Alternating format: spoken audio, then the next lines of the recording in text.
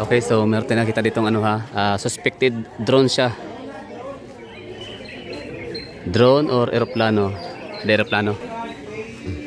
So dito pala, ano no, meron tayong nakitang lumilipad ng aircraft. So syempre, ang mga tao dito, alarma. Alarma ang mga tao dito kapag may makitang ganyan. Gawa nung ano nga, drone kasi isa yan sa pinaka gadget no, pinakagamit ng mga ginamit na to, for example, nung sa time ni QOJC. So alarming dito kapag ganyan yung ano, yung makikita dahil sa ano nga ginagamit nga ng mga tropa ni ni Tory dati is ano siya, drone. So Taas kayo. eroplano siya. Aeroplano. International ang one flight. Yun, aeroplano from Brunei. Okay, o diba? Brisbane. Brisbane, Hong Kong. Tungkong. Yun, international pala yan. Okay, ang flypath manggod sa eroplano sa Davao is duha lang from sa Asa, gikan sa Samal, sa Asa or di kaya dire sa Toril. Sa Cotoril. Oo. So muna ang flypath. So pag dire na area, kunyari eroplano bound to landing, so dire na siya moagigikan dapat riyaw. Ibabaw siya sa Shrine Hills, Matina. Pababa. So muna siya, so tracker. Aeroplano na? Aeroplano. Tapos ayan dagan straight gid siya, consistent. Yang movement, yang galaw. Anyway, so you know, balik dito sa ano Davao is ano dito. So usa na siya nga ano, usa nga aircraft na siya. Cathay Pacific. Okay, Cathay Pacific. So tama, Hong Kong. Plano? Cathay Pacific siya. Paano lagi? Aeroplano. Aeroplano ito mga agi. Gikan siya sa Brisbane, Hapadtog, Hong Kong. okay, Brisbane sa Layo, madungan. so from Brisbane to Hong Kong. Okay. Negative. So pero ano ha, okay lang yan, walang problema yan kung alarming ang mga tao dito naka-heightened alert kapag ganyang ano, ganyang mga bagay na makikita natin dito. Okay, so ito na pala sa mga ano diyan, medyo nagtataka kung anong hitsura ng sa mga taga Davao lang in particular. So kapag ang eroplano kasi dito, para hindi tayo masyadong mahopya or ma-fake news or ma-scam sa mga info na maririnig natin. So pag sinabing eroplano, dito yan. Dapat ang flypath kasi sa Davao City is dalawa lang yan, no? Kung ang headwind doon sa kabila o dito, so dalawa lang yan. It's either doon sa may sea wind, no? Sa may Samal, sa Asa, tapos dito naman sa Toril. Tapos ito, Shrine Hills, Matina. So yun po yung flypath natin dito. Flypath, dalawa lang, no? So ngayon ito for example, ayan o, tingnan natin ha. Yung kanina nakita natin kanina, hindi yun drone ha, hindi yun siya remote controlled na na aircraft. So eroplano yun. Ang kanyang status ito from Brisbane, Australia papuntang Hong Kong. So ibig sabihin pala niya na flypath pala yung syudad natin dito sa Davao City ng biyaheng Hong Kong and Brunei. Okay, tapos ngayon naman meron tayong nakita itong aircraft na isa. So ito yung tinutukoy ko sa inyo na dadaanan niya ang flypath ng Toril, Mount Apo, Toril, papuntang Davao City. So ang flight is Manila to Davao. Airbus. Unsan siya nga kuan aircraft? Okay, Cebu Pacific, Philippine Airlines ba? So ito yung kanyang pangalan ng aircraft, no? Philippine Airlines PAL 1803. PR18. Okay. Ayan na, paliko na siya. So mamayang konti, no? Dadaan na yan dito. Tingnan natin ha. So ito yon, tingnan natin. Malapit na siya mag-landing. Flight 3 down. Ayan na, ano na siya. Store na siya ma-download. Ayan na siya, no? So okay, ning na siya, tuyok na. Sila muna mo ano gani? Sila na. So sa mga gustong pala dyan, makakuha ng ganitong radar, no? Upload apps, meron tayong apps available. Ay, ibig ko sabihin available siya sa Play Store.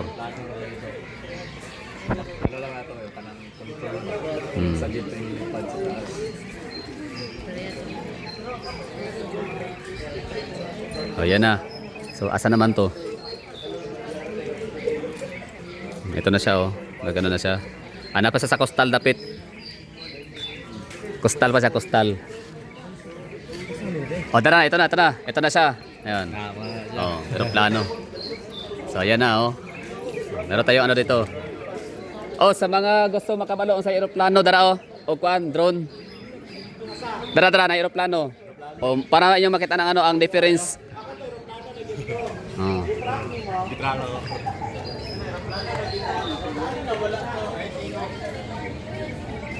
Diba? So tulo kanang ano kanayahang consistent nga sige pula-pula mo na iyang kuan. Ya kanang di ba kaya isa na lang tulo lang ka kulay, di ba? Ay tulo lang siya kalait kay dili man siya mulanding. Taas man kay siya yang altitude. Muna siya, muna siya. Oh. Muna siya. Oh, ano siya. So kanay siya kay mabuo yang altitude need niya mag signal sa iyang ano wing. Pero okay lang yan ha. At least it means na ang mga taga dito sa Davao City ay heightened alert kami dito, no.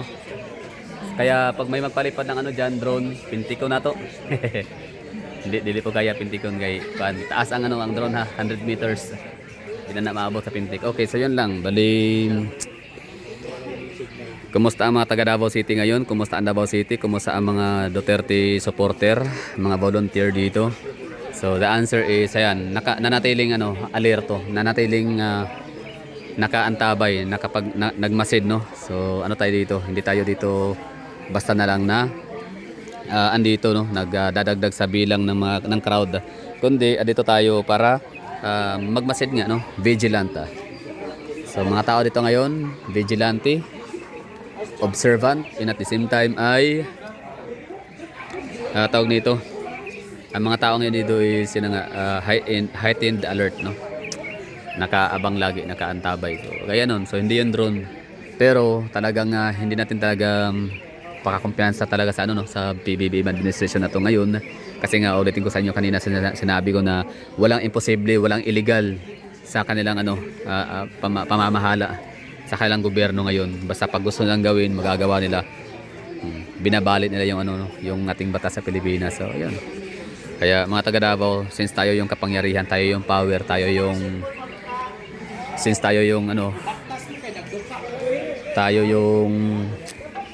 talagang pinaka pure power, no, ng kanilang buong pamilya. Kaya wag natin silang bibiguin, no. So malaking tulong talaga yung share. Kaya gaya nito kanina si Paulino, hindi man ako naka-follow kay Paulino yung sa Facebook page kanina, pero dahil nga sa naka-follow ko kay Attorney Trixie Cross Angeles, no, the Luminous page. So nalaman ko na yun na nga, merong dito, merong naka-assigned, no, na tao na pupunta dito sa Davao City, tao ni PBBM na pupunta sa Davao City para i-target, i-raid or i-serve yung yung warrant, search warrant sa mga kabahayan ng Duterte family.